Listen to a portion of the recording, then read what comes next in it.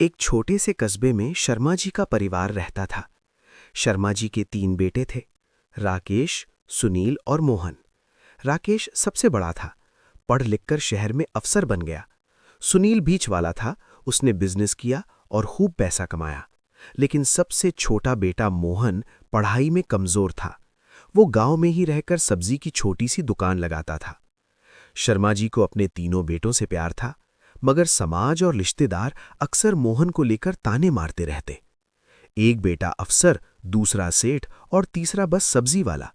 समय बीता। राकेश और सुनील की शादियां बड़े ठाठ से हो गईं। मोहन की शादी एक साधारण संस्कारी लड़की सीमा से हुई, जो ज्यादा पढ़ी लिखी नहीं थी लेकिन दिल की बहुत साफ थी। कुछ साल बाद शर्मा जी का देहांत हो गया। अब घर में सिर्फ मां शांति देवी बची थीं। एक दिन राकेश और सुनील ने आपस में बात की। अब मां बूढ़ी हो रही हैं, बेहतर है कि संपत्ति का बंटवारा कर लिया जाए। मां ने बहुत समझाया, बेटा जब तक मैं जिंदा हूं घर मत तोड़ो। लेकिन बड़े बेटों ने जोर दिया। वकील बुला लिया गया। घर, दुकानें, जमीन सब कुछ जोड़कर गिना गया। वकील ने पूछा, अब बताइए किसे क्या चाहिए?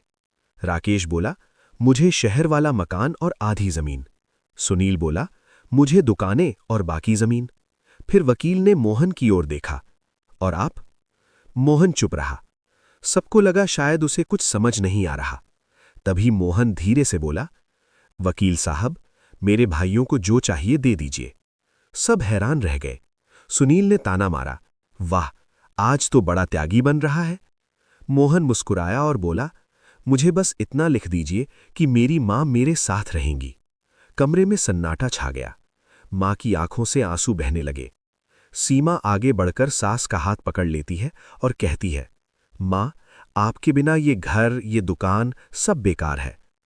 मां ने कांपती आवाज में पूछा, बेटा तेरे पास कुछ नहीं बचेगा? मोहन बोला, मां, जिसने हमें जन्म दिया उसका साथ मिल जाए इससे बड़ा हिस्सा क्या होगा? राकेश और सुनील की नजरें झुक गईं। उन्हें याद आया, जब वे शहर में थे मां अकेले बीमार पड़ी रहती थीं और मोहन ही उन्हें अस्पताल ले जाता था। वकील चुपचाप कागज समेटने लगा। राकेश आगे बढ़ा, मां के पैर पकड़कर बोला, मां, हमसे बहुत बड़ी गलती हो गई। सुनील की आंखें भी भर आईं। उसने कहा, मोहन, आज समझ आया कि अमीर हम नहीं तू है। मां ने तीनों बेटों को गले लगा लिया। उस दिन बंटवारा नहीं हुआ, बल्कि एक टूटा हुआ परिवार फिर से जुड़ गया। और सच में उस दिन के बाद मोहन की छोटी सी दुकान पूरे परिवार की सबसे बड़ी ताकत बन गई।